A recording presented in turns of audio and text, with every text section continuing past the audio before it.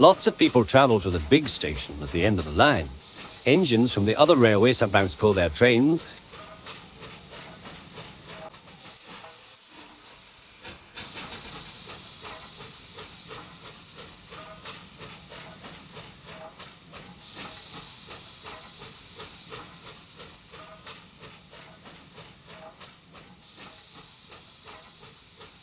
These engines stay the night and go home next day.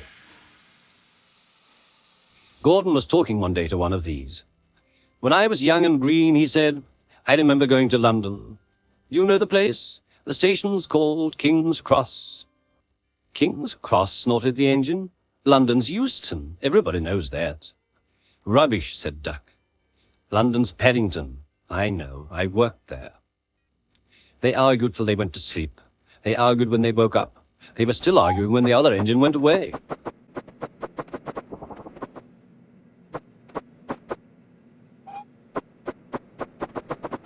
Stupid thing, said Gordon crossly. I have no patience. Stupid yourself, said Duck. London's Paddington. Paddington, do you hear? Stop arguing, James broke in. You make me tired. You're both agreed about something anyway. What's that? London's not Euston, laughed James. Now shut up. Gordon rolled away, still grumbling. I'm sure it's King's Cross. I'll go and prove it. But that was easier said than done. London lay beyond the big station at the other end of the line. Gordon had to stop there. Another engine then took his train. If I didn't stop, he thought, I could go to London. One day he ran right through the station. Another time he tried to start before the fireman could uncouple the coaches. He tried all sorts of tricks, but it was no good. His driver checked him every time. Oh dear, he thought sadly, I'll never get there. One day he pulled the express to the station as usual. His fireman uncoupled the coaches, and he ran onto his siding to wait till it was time to go home. The coaches waited and waited at the platform, but their engine didn't come. A porter ran across and spoke to Gordon's driver. The inspector's on the platform. He wants to see you. The driver climbed down from the cab and walked over to the station. He came back in a few minutes looking excited. Hello, said the fireman. What's happened? The engine for the express turned over when it was coming out of the yard. Nothing else can come in or out. They want us to take the train to London. I said we would. If Sir Topham Hatt agreed. They telephoned and they said we could do it. How's that? Fine, said the fireman. We'll show them what Sir Topham Hatt engines can do. Come on, said Gordon. Let's go. He rolled quickly over the crossings and backed onto the train.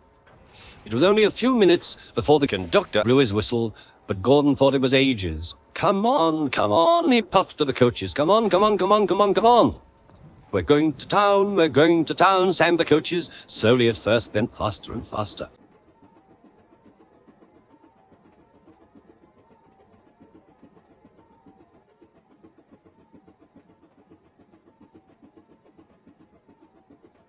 Gordon found that London was a long way away. Never mind, he said, I like a good long run to stretch my wheels. But all the same, he was glad when London came in sight. Sir Topham Hatt came into his office next morning. He looked at the letters on his desk. One had a London postmark. I wonder how Gordon's getting on, he said. The station master knocked and came in. He looked excited. Excuse me, sir, have you seen the news? Not yet. Why? Just look at this, sir. Sir Topham Hatt took the newspaper. Good gracious me, he said. There's Gordon. Headlines, too. Famous engine at London station. Police called to control crowds. Sir Topham Hatt read on absorbed. Gordon returned next day.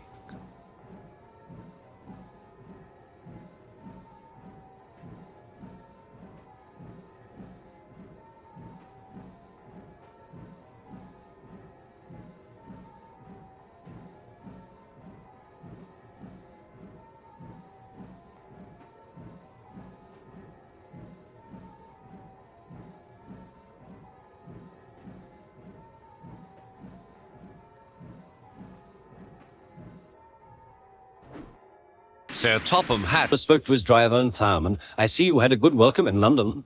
We certainly did, sir. We signed autographs till our arms ached, and Gordon had his photograph taken from so many directions at once that he didn't know which way to look. Good, smiled Sir Topham Hatt. I expect he enjoyed himself, didn't you, Gordon? No, sir, I didn't. Why ever not? London's all wrong, answered Gordon sadly. They've changed it. It isn't King's Cross anymore. It's St. Pancras.